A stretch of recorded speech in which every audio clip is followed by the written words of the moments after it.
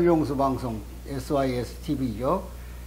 북한 인권, 심각한 북한 인권, 이 문제를 연초에 제가 제기하려고 합니다. 왜냐하면 금년은 2023년이죠. 작년 2022년 문자 그대로 단안한 해입니다. 전 세계를 놀라게 했던 우크라이나 전쟁, 작년에 마무리될 줄 알았더니 더 확전되고 있고, 또 코로나 팬데믹, 그동안에 한국은 성공적으로 방역을 그래도 한 나라입니다만은 중국은 도시 전체를 봉쇄하거나 국경을 봉쇄해서 중국식 코로나 방역을 했지만, 여론이 악화되고 폭동이 일어나니까 중국도 봉쇄 전략을 폐기하고, 우리가 말하는 PCR 검사라고는 백신을 강화했지만 중국 백신이 별로 효과가 없는지 지금 확진자가 6억 명을 넘어섰답니다. 사망자가 얼마나 많이 나오든지 시신을 주체 못해가지고 추럭에 실어다가 산골에다 매몰시키는 그런 비참한 현상은 중국뿐 아니라 주변에 있는 북한도 예외가 아닙니다. 북한도 중국 봉쇄 전략을 칭찬하면서 나름대로 성공했다고 하지만, 최근에 북한을 다녀온 사람들의 증언에 의하면 엄청난 사망자가 여기저기 널려 있고, 또 확진자가 그 수를 헤아릴 수 없을 만큼 지방마다 아마 문제를 일으키고 있는 것 같습니다. 방역 시스템은 물론이고 심지어 우리가 먹는 감기약 하나도 없으니까 예방 자체가 안 되죠. 또 코로나에 전염되면 그 바이러스를 몰아낼 만한 면역 체계가 안 돼 있어요. 우리처럼 보건소 시스템이 없다고 말이죠. 의사들이 가운을 입고는 있어도 병이 나서 병원에 가면 장마당에 가서 주사기부터 약까지 사오라고 그러니까 그 무슨 국가적 재정 지원에 한 방역이 이루어지겠습니까? 불가능한 거죠. 거기다 최근에 북한은 김정은이 들어와서 마치 치적처럼 삼지연 일대에다 신도시를 건설했어요. 바꿔 말하면 농촌주택을 농촌형 아파트로 바꿨다 그런 얘기죠. 최신식 설비를 해서 전력을 공급해가지고 좀 인민들도, 소위 농민들도 좋은 생활을 해라, 그런 뜻에서 북한 전역에 시범 아파트를 지었습니다. 그리고 이주를 시켰어요. 당성이 아주 충실하고 토대가 좋은 사람들로. 그런데 금년 겨울에 전기가 공급이 안 되니까 차라리 기존 농촌주택에서는 그런 대로 땔감을 갖다 떼서 겨울을 견딥니다. 근데 아파트에 이주를 해가지고 아주 즐거워했는데 여름 지나고 겨울 되니까 전력이 안 들어오니까 난방 공급이 안 되는 거예요. 열도 안 전달되고 물도 따서 물이 안 나고. 그러니까 여기저기서 아우성이 나가지고 지금 난리가 났어요. 어떤 사람은 아파트 안에다 구들장을 만들어가지고 겨울을 내고 있대요, 지금. 근데 그것도 나무값이 얼마나 올라버렸는지. 나무가 없어요, 북한에는. 보림이라고 해서 뭐 절이나 유명한 관광지 이런 데는 잘 자연 보존을 하고 있어요, 그 사람들도. 묘양산이라든지 평양 망경대 구역이라든지 이런 데 다 자연 보호는 되어 있습니다. 그러나 일반 야산에는 높은 데까지 농사를 짓고 자기 떼기밭이라고 해서 얼마나 비참합니까? 추위에 지금 못 견디는 거 아니에요. 지금 우크라이나가 지금 러시아가 계속 우크라이나의 전력시설을 파괴해버려가지고 600만 명이 추위에 떨고 있다는 거 아니에요. 북한도 지금 똑같아요. 자연 추위에 대해서. 이번에 얼마나 추웠던지 대동강 이북지역은 양강도 같은 데 영하 38도까지 내려갔다는 거예요. 보통 20도 이하 왔다 갔다 했는 모양이에요. 그거 얼마나 추워요. 이게 지금 고난 행군이 시작된 거예요, 다시. 인권을 챙길 만한 여력이 있냐고요. 사태가 악화되면 지금 미중 패권 전쟁이 지금 기술 전쟁에 들어가 있는데, 반도체 전쟁이죠, 칩 전쟁, 근데 만일 이것이 군사전쟁화하면 특히 김정은 독재 권력 같은 것은 노동력 착취해야 되니까 유엔 제재 때문에 아무것도 좀 거래가 안 되지 않습니까? 그러니까 뭐 할 수 있는 유일한 방법은 계좌 보이스피싱, 해킹이죠. 도둑질에다가 남의 통장 돈 빼다가 운영하는 거, 코인 같은 거 훔쳐다가 재화로 만들어내는 거, 이런 것이 유일한 수단이에요. 얼마나 불량 국가입니까? 근데 그런 나라가 위기가 오면 인권에 대한 문제는 더 비참해진다, 그런 얘기입니다. 그래서 북한 인권에 관심을 갖자는 거예요. 세계가 관심 가져야 됩니다.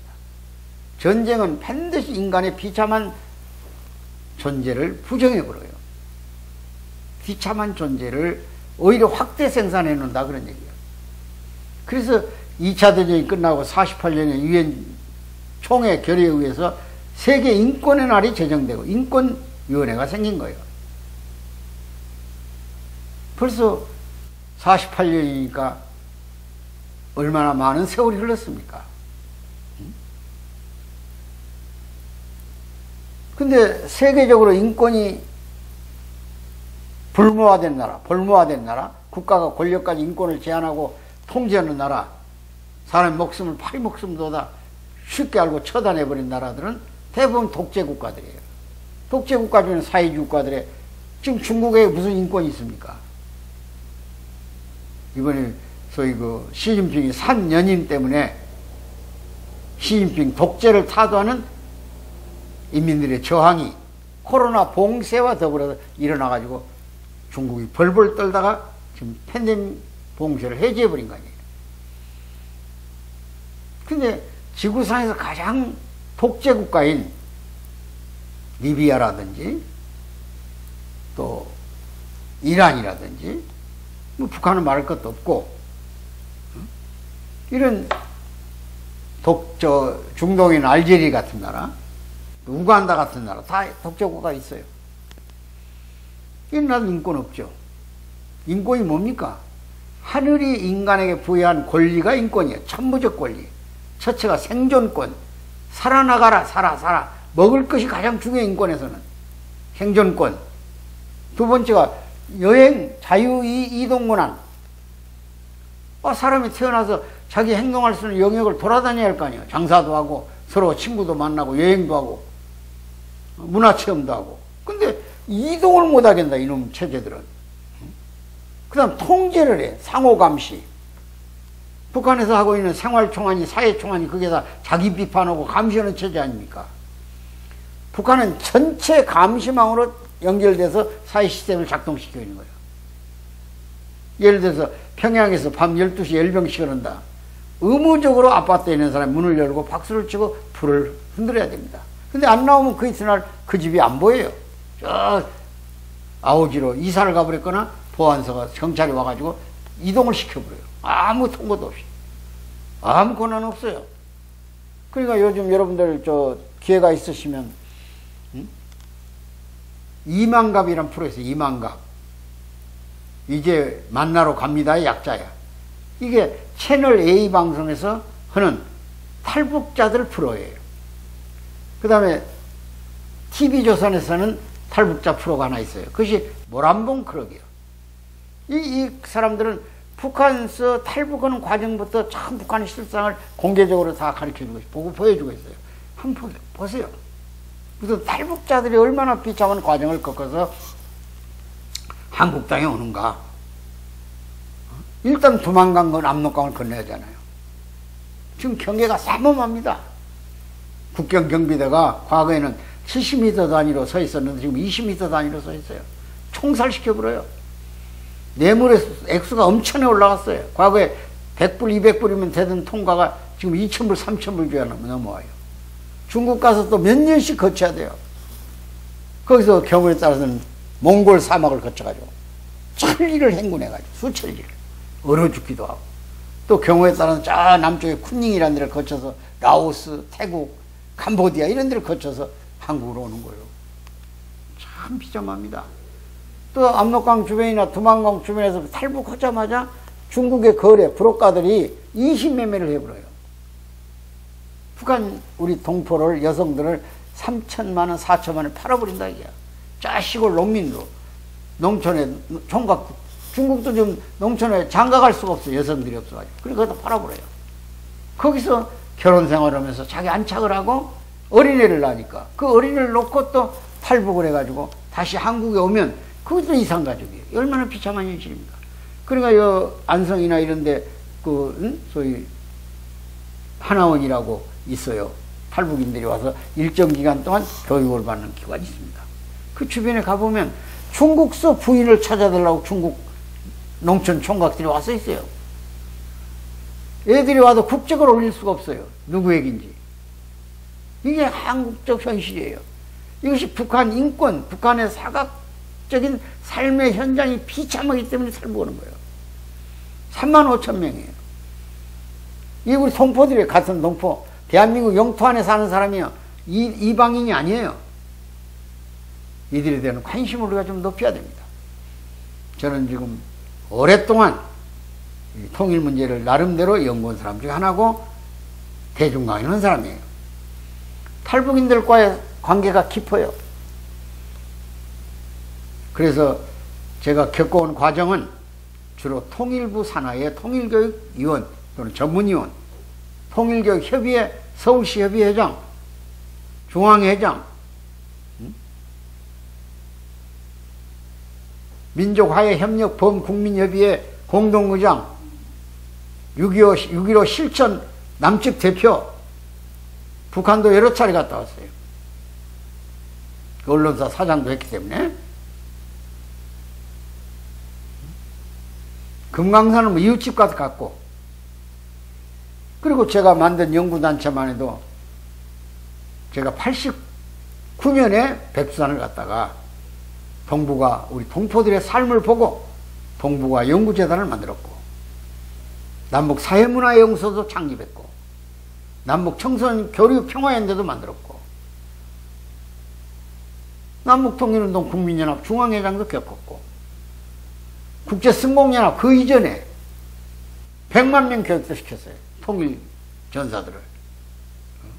참 나름대로 혁혁한 공로를 가지고 있고, 지금은 평화통일단체 총연합 대표예요. 240개 단체가 가입되어 있어요. 늘 탈북인은 우리의 통일의 재원이다. 우리가 새터민 그러죠. 새로운 삶의 터전을 가지고 살게 해야 되고, 그들과 자매결연도 맺었고, 탈북 교사와 남쪽 교사가 합동으로 같은 젊은이들을 교육하도록 했고, 토크 콘서트도 했고, 수많은 집회를 통해서 탈북인 교육을 시켰어요. 오늘 오후에는 제가 음성에 탈북인이 많아요. 거기에 중소기업들이 많이 들어와 있는 산업공단이 있기 때문에 거기 일자리 찾아서 탈북인이 많이 살아요. 거기 매년 제가 적은 정성이지만 쌀 몇십 포씩을 전달해 줘요. 오늘 또 그 현장을 우리 연구원 원장이고 청소년 교류연대 지금 대표를 맡고 있는 설상영 원장과 같이 가는 거예요. 보람 있어요. 왜냐면 같은 동족 이웃이니까 좀 같이 마음을 열어놓고 얘기도 나누고 음식도 같이 먹고 얼마나 좋아요. 남이 아닙니다. 저 사람들은 어떤 이방인이 아니에요. 우리 같은 동족입니다. 북한은 권력의 주체들이, 권력을 가진 자들이 인권을 무자비하게 짓밟고 있는 거지, 인민들은 그 자체의 고통을 잘 모르고 살다가 남쪽 방송을 듣고 남쪽의 모습을 보고 정보에 눈을 뜬 사람들이, 중국을 건너다니면서 밀무역을 하면서 눈을 뜬 사람들이 자유가 있다는 걸, 남쪽에 사람이 산다는 걸 알고 넘어오는 거예요. 그들을 귀하게 대해줘야 통일의 재원이 되는 거예요, 이분들이. 근데 지난 정부는 이 탈북인들을 규제했어요. 북한의 실정을 너무 비참하게 하지 말라고. 심지어 어떤 연사는, 탈북인 중에 연사는 공개적으로 이래니 국민한테 강의를 갔더니 김정은을 국무위원장이라고 불러야 된다고 그러더라는 거예요. 그렇게 안 부르려면 강의하지 마라. 이런 비참한 현실이 우리한테 있었어요, 그동안에. 있을 수 없는 일이에요, 그건 아주. 사람을 사람답게 통치하지 않는 통치자가 무슨 그 주기를 우리가 인정할 필요가 있습니까? 대한민국 대통령한테 삶은 소대가리라고 하고, 지금 윤석열 정부를 갖다가 뭐라고 표현하고 있어, 그 사람들이. 김여정이 앞서가지고. 또 같이 그렇게 하라는 말은 아닙니다. 그러나 우리가 폭은 넓어야겠지만 그래도 마음으로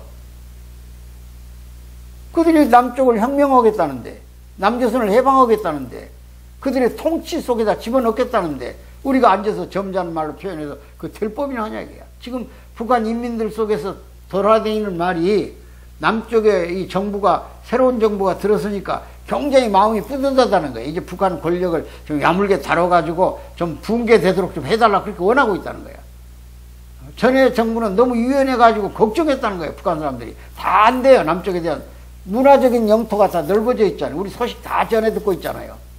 심지어 아까 얘기한 모란봉 클럽이라든지 2만가 프로를 북한 사람이 안 본 사람이 없더라고요. 지금 어디서 주워봤던 드라마를 보고 아는지 말이야. 그러니까 이런 정도의 상황이 왔는데 지금도 북한 권력은 인권의 존재를 모르고 있다. 자기들만이 자유를 누리고 자기들만이 배가 부르면 되는 줄 알고 있어요. 뗄감 하나도 제공 못하는, 연료 하나도 공급 못하는 체제가 말이에요. 국가가 왜 존재합니까? 재산을 보호하고 생명을 보호하고 그들이 삶의 터전을, 치안을 안전하게 해줘야 할 책임이 국가에 있는 거예요. 근데 북한 권력은 뭐 하는 거냐 도대체.